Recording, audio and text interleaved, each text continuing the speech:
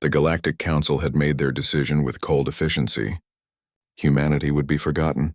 Commander Thexler of the Vryn Dominion stood before the assembled delegates, his crystalline form refracting the sterile light of the chamber. "The motion passes," he announced, his voice resonating through translation matrices. "All records of species 7743, formerly known as humanity, will be purged from the Galactic Archive. Their worlds will be redistributed, their colonies dismantled. Within 3 cycles, it will be as if they never existed." Murmurs of approval rippled through the chamber. The humans had been trouble from the start. Too aggressive, too unpredictable, too unwilling to conform to the Council's carefully maintained order. When they refused to surrender their weapons and submit to galactic law, the Council had responded with overwhelming force. Earth was glassed.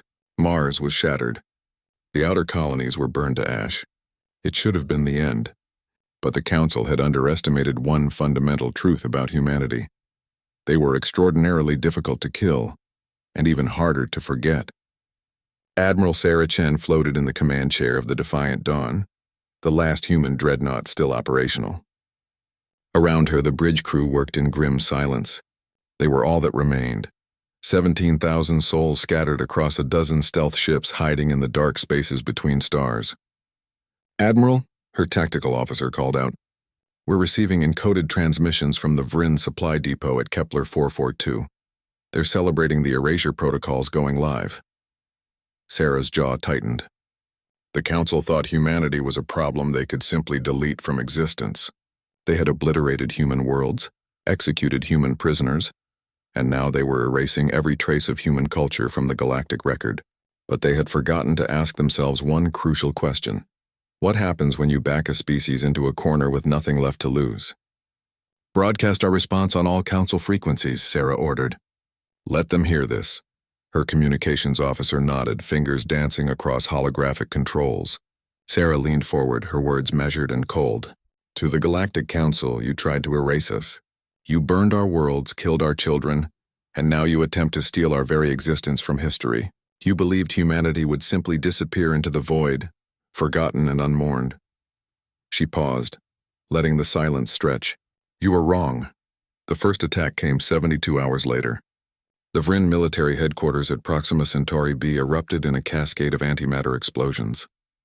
Human strike teams materialized from quantum slipspace, their armor bearing a simple message painted in a dozen galactic languages. "Remember us." Before the Vryn could respond, the humans vanished. 3 days after that, the Council's central database on Arcturus Prime was breached. Every deleted human record was restored and copied 1 trillion times across the galactic network. Human art, music, literature, and history flooded civilian networks. The Council's IT specialists frantically tried to contain the virus, but it was already too late. Humanity's story, their struggles, their triumphs, their very existence, was now permanently embedded in the digital consciousness of 1,000 civilizations. Commander Thexler stared at his display in horror as human poetry appeared on military channels. Human music played in government buildings. Human faces smiled from commercial advertisements across 36 worlds.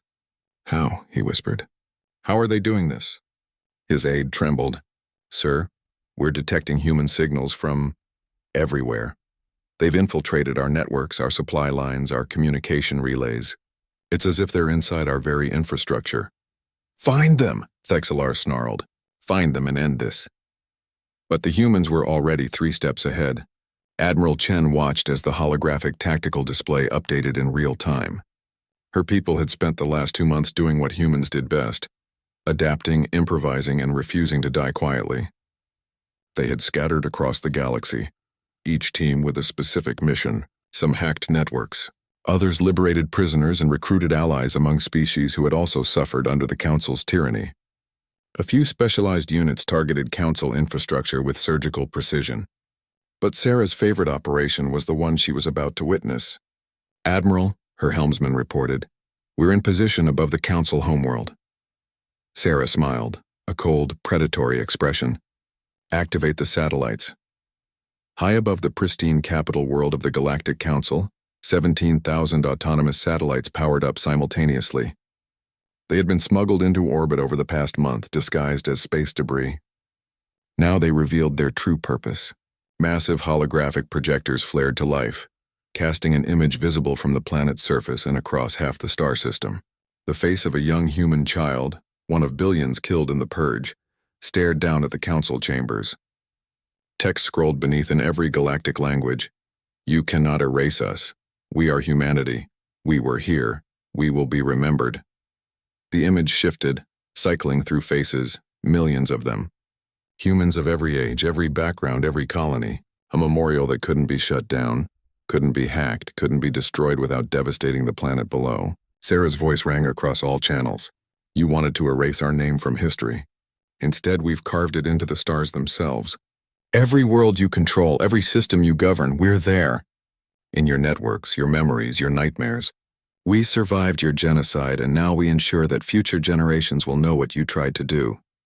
She leaned back, satisfied. Humanity may be broken, but we are not gone.